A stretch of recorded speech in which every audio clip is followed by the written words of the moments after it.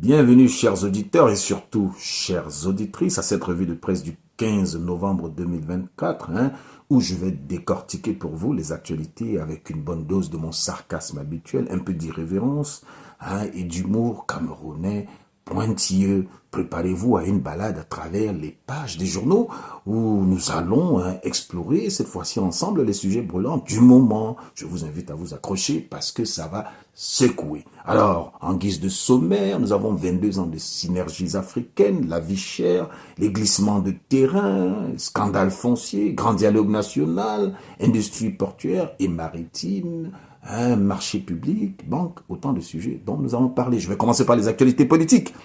22 ans de synergies africaines, infatigable Chantal Biya. C'est le titre de Cameroun Tribune et qui en parle du sujet dans ses pages 9 à 11. Ah, notre chère Chantal, première dame infatigable. Elle est si infatigable qu'on se demande si elle dort à jamais. Bon, peut-être qu'elle a trouvé le secret de l'immortalité et qu'elle nous le cache. Elle ne dort jamais, c'est ce qu'ils ont voulu dire. En tout cas, elle est fière de sa chaîne de solidarité et annonce la poursuite inlassable des actions engagées depuis 2002. On espère juste que cette chaîne dite de solidarité ne finira pas par nous étrangler tous. Eh oui, Marois, le renouveau urbain, gouvernance presse, dans sa page 7, la capitale régionale de l'extrême nord est en plein chantier grâce au magistrat municipal. Je parle ici du docteur Sali Babani. Il multiplie les actions pour améliorer les conditions de vie des populations. Espérons qu'il ne multiplie pas aussi les taxes et les impôts. Sinon, les populations risquent de ne pas voir la différence et elles se feront aussi étrangler. Bon, en guise d'étranglement, il y en a marre. Grand dialogue national, l'impossible apaisement, point d'interrogation. Ah oui, il faut que je reprenne ça, c'est intéressant.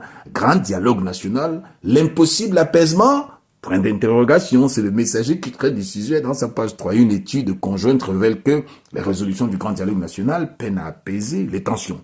Qui aurait cru que des réunions interminables et des discours creux et poreux ne résoudrait pas les problèmes du pays. Ils ont encore dit point d'interrogation. Incroyable. Là, c'est 3 points d'exclamation. El Hadj Oumarou, nous supplions une fois de plus le président Paul Biya d'être une fois le candidat d'une Konsamba, le candidat. Non, vraiment, ça, c'est une information, une sorte de motion de soutien qui mérite, voilà, que je vous la restitue correctement. Alors, qu'a dit El Hadj Oumarou? Je cite, nous supplions une fois de plus le président Paul Biya d'être là, le candidat d'un Konsamba, le candidat du Mungo, le candidat du RDPC, le candidat du Cameroun. Fin de citation. C'est dans Cameroun Soir, dans sa page 3. El Hadj Oumarou supplie Paul Biya de se représenter encore une fois. Parce que 42 ans au pouvoir, c'est bien ça, non? Ce n'est pas assez. Pourquoi ne pas viser les 50 ans, voire l'éternité tout court? Après tout, qui a besoin de changement, si l'homme lion peut nous assurer ça durabilité. Bon, actualité sociale, on va monter d'un cran. Drame de Tchon. Le nombre de victimes grimpe à 12 morts. Le messager en parle dans sa page 2. Le bilan du drame survenu à la falaise de Tchon s'alourdit. Encore une tragédie qui aurait pu être évitée avec un peu plus de prévention et de responsabilité. Mais bon, pourquoi faire simple quand on peut compliquer les choses? Seulement, il me semble que c'était une catastrophe naturelle. Comment prévient-on les catastrophes naturelles? Alors, on va demander aux opposants camerounais qu'ils nous le disent, puisque c'est eux qui sont fâchés. Scandale foncier, des manœuvres douteuses en Colo 2. Le drapeau en parle dans sa page 7. Un litige foncier en Colo 2 implique la famille Noah et un homme d'affaires influent. On nous a caché qui est l'homme d'affaires influent. Bon, les scandales fonciers, le sport national préféré après le football. Qui aura le dernier mot cette fois? Point d'interrogation. Litige foncier, 61 hectares divise les populations. Le chef du village Babenga et la succession Babela Gapsia. L'économie du Cameroun en a parlé dans sa page 4. Une marche pacifique pour protester contre l'acquisition frauduleuse de terre. Eh oui, parce que rien ne dit justice comme une bonne vieille marche pacifique et du militantisme communautaire. Espérons que cette fois, ça ne finira pas en émeute. Et oui, moi je ne le souhaite pas. Glissement de terrain, l'Ouest placé en alerte maximale. Les voix des jeunes dans la page 3. L'Observatoire national des changements climatiques une énième agence qui vient d'exister. Je ne savais pas qu'elle existait. Bon, elle exprime son inquiétude face au risque accru de glissement de terrain.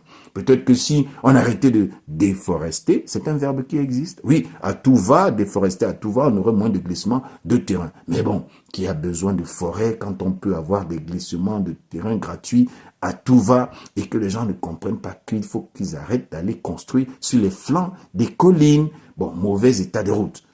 L'OBS appelle à la démission des responsables en charge. Liliane Ngoulou appelle à la démission des responsables des routes. Elle parle de qui? Bon, parce que visiblement, ils ont confondu route avec parcours du combattant et parcours Vita. Il faut quitter là-dessus. Infrastructure, les routes du Cameroun parmi les plus mauvaises du monde. L'économie du Cameroun a traité de ce sujet dans sa page 5. Il s'agit d'une étude du FMI, l'acronyme vous dit quelque chose, non?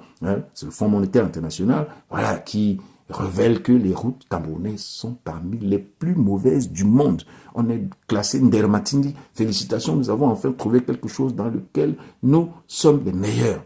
Non, c'est pas quelque chose dans lequel. Ça doit être quelque chose dans laquelle, non? C'est pas ça.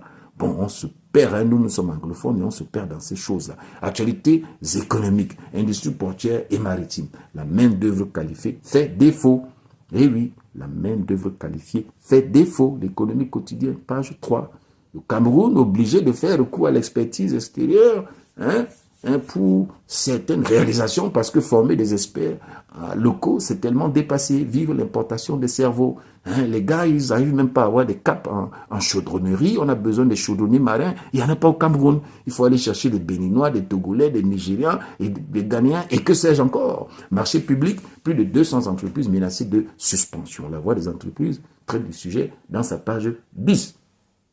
Le ministre des marchés publics envisage des mesures drastiques contre les entreprises qui abandonnent des chantiers. Bon, peut-être qu'il devrait se soucier par commencer à payer ou par payer ces entreprises, c'est ce qu'on dit. Attends, juste une de mes idées. Bancoris Finance, le nouvel établissement de microfinance et économie du Cameroun, page 3. La page 3 est très importante. Une nouvelle microfinance voit le jour parce que 400 établissements de microfinance, ce n'était pas assez. Plus on est fou, plus on rit. Non. Point d'interrogation. Vie chère, prix à la gorge, mutation dans ces pages 7 et 8. L'inflation généralisée atteint le point d'étranglement.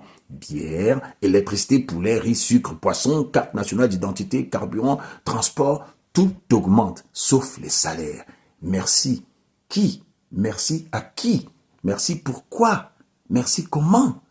Tout ça, c'est des points d'interrogation. Salon international de l'artisanat de Ouagadougou, la belle moisson du Cameroun, le soir dans sa page 3. Il paraît que le Cameroun a brillé au Salon international de l'artisanat de Ouagadougou. Enfin, une bonne nouvelle. Espérons que cette moisson ne finira pas par moisir.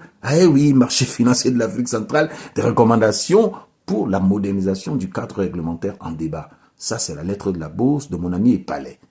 Salomon et Palais, voilà, dans ces pages 4 et 6, traite de ce sujet, une conférence sur la modernisation du cadre réglementaire du marché financier régional, parce que rien ne dit progrès comme une bonne vieille conférence. Espérons que cette fois-ci, il y aura des résultats concrets, parce que nous, on aime les choses concrètes. Critères de convergence, dérapage collectif des États de la CEMAC sur la politique budgétaire. La lettre de la bourse, une fois de plus, mon ami Salomon Epalais est au rendez-vous dans sa page 7.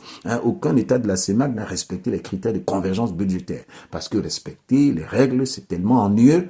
Bon, vive le chaos budgétaire. Et oui, actualité sportive, on va rentrer dans quelque chose d'un peu plus intéressant et plus ludique, mais ça a l'air politique tout ça. Guibaï Gattama éventre un coup à l'Africa Foot. Le jour, dans sa page 9, traite de ce sujet. Guibaï Gattama relève des distorsions à l'Africa Foot, encore des histoires à l'Africa Foot. Peut-être qu'un jour, ils se concentreront sur le football, sur le jeu, sur le fair play. Mais bon, ne rêvons pas trop.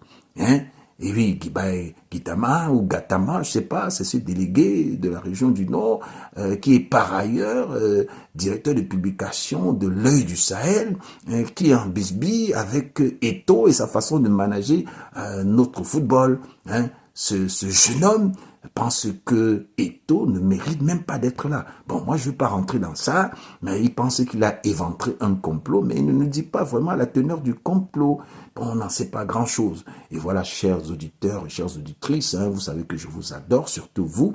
C'était votre revue de presse sarcastique et satirique. Je vous invite à rester branchés pour plus de vérité qui pique et des rires qui décoiffent. Je vois le sourire que certains de vous arborent et ça me fait plaisir. Production, Sango Hervé Perkins Mukuri, et je suis votre très humble serviteur, Karl Djengu von Lotin.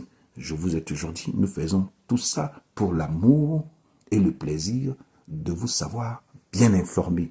Arrêtez d'aller ramasser vos informations dans les réseaux sociaux parce que les réseaux sociaux sont peuplés de fake news.